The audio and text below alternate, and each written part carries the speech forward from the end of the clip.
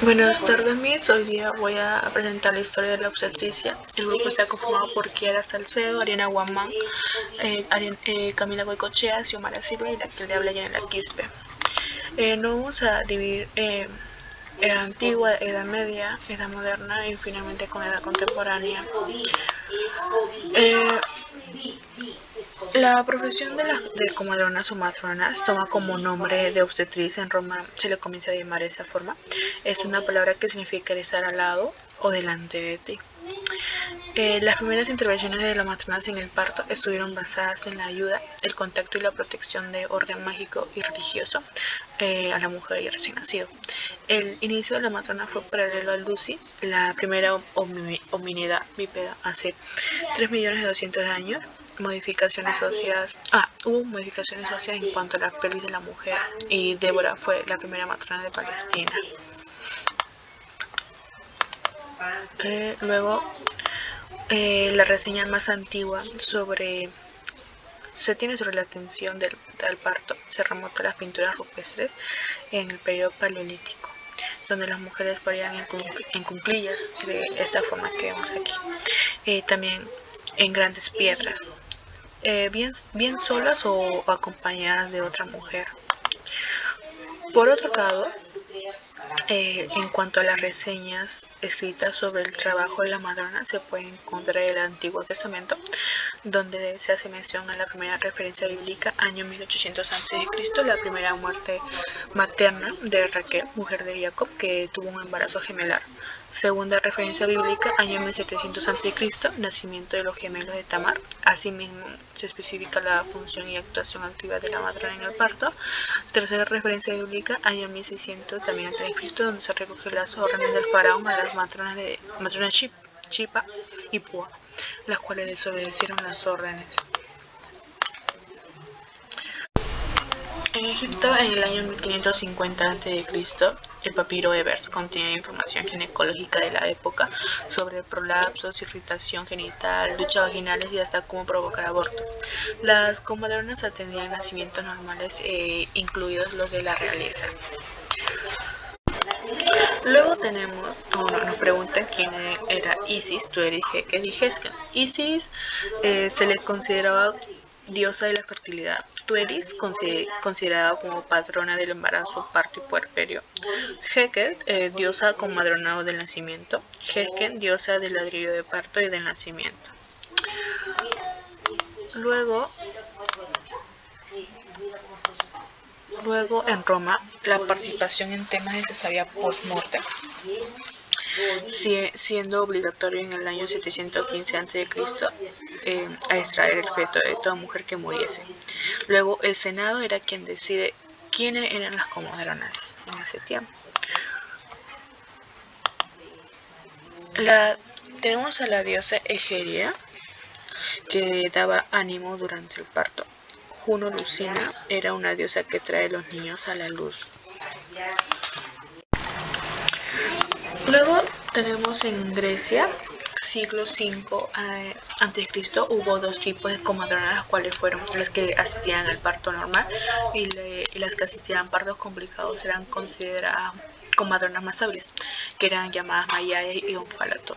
Otro punto importante era mencionar sobre las parteras: eran mujeres autodidactas, ejercían el arte de la obstetricia siguiendo las normas empíricas recibidas por tradición de las parteras más antiguas. Luego nos preguntarán qué tiene que ver Sócrates acá. Pues Sócrates aporta conocimientos sobre obstetricia y ginecología, y ya que su madre Fainareti era partera de oficio. Luego tenemos a la Edad Media.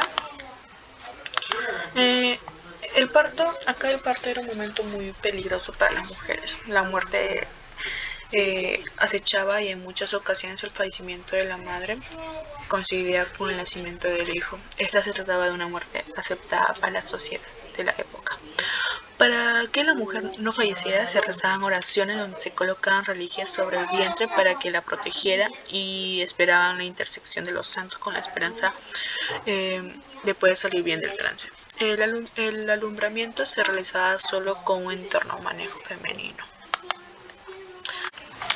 Luego viene la Iglesia Católica como única fuerza política y espiritual del Occidente. Ellos rechazaron el conocimiento científico. Las matronas tenían conocimiento de métodos anticonceptivos y abortivos y fueron consideradas como brujas o hechiceras. Con la desintegración del Imperio Romano fueron olvidadas las prácticas obstétricas hasta el Renacimiento, donde no se informa sobre cesáreas practicadas en mujeres vivas. El primer registro de cesárea fue en el año 1500 en Suiza, donde la embarazada, tras varios días de parto, fue intervenida por su esposo. Luego viene la Edad Moderna.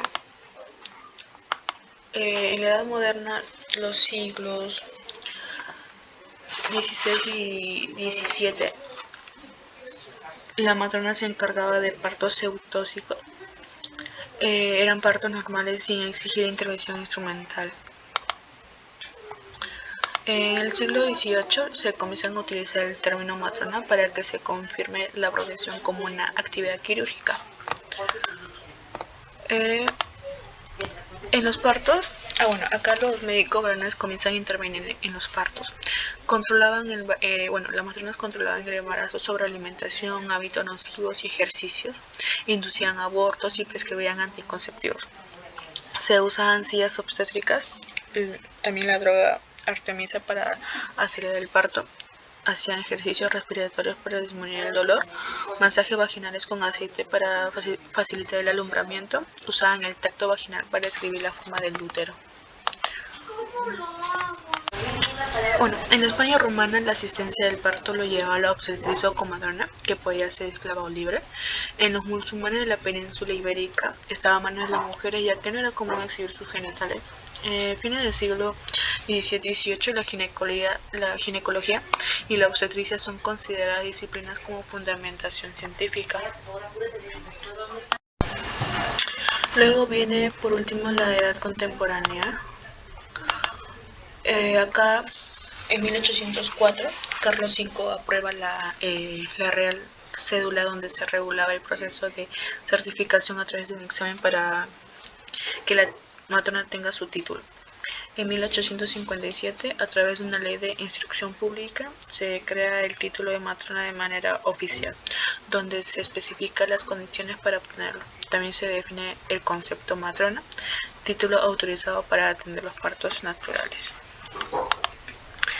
Luego, también en 1861 se aprueba la Real Orden, en la cual se determina el reglamento para la enseñanza de matronas por organismos autorizados, profesores de estudios necesarios para adquirir el título, aspectos de matrículas, exámenes y obligaciones. En 1868, a través de un decreto supremo, se liberaliza la enseñanza al parto y por ello la docencia vuelve a manos de las propias matronas. Es ahí donde se permitió a la matrona ser docentes y transmitir sus conocimientos de una manera formal, normalizada y reconocida. Años siguientes se abrieron las escuelas privadas de matronas como la de Madrid, Cádiz y Córdoba.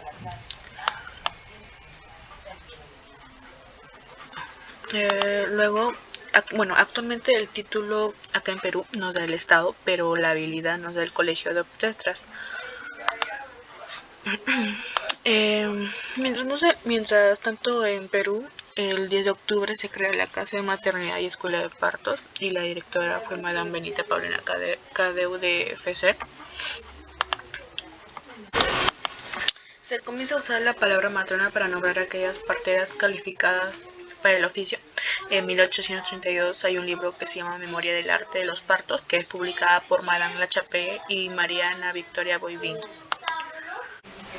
Luego tenemos este instrumento obstétrico, el forceps, que es para tener un parto rápido, pero puede causar desgarros cerebrales. Y acá aparece Madame de Lachapelle, que fue promotora del parto natural y rechazó esta teoría del forceps. Ya que también estoy de acuerdo con esa teoría de Madame de Lachapelle, porque actualmente es peligroso llevarle un parto este instrumento. Y prefiero que la mujer tenga su parto, un proceso natural.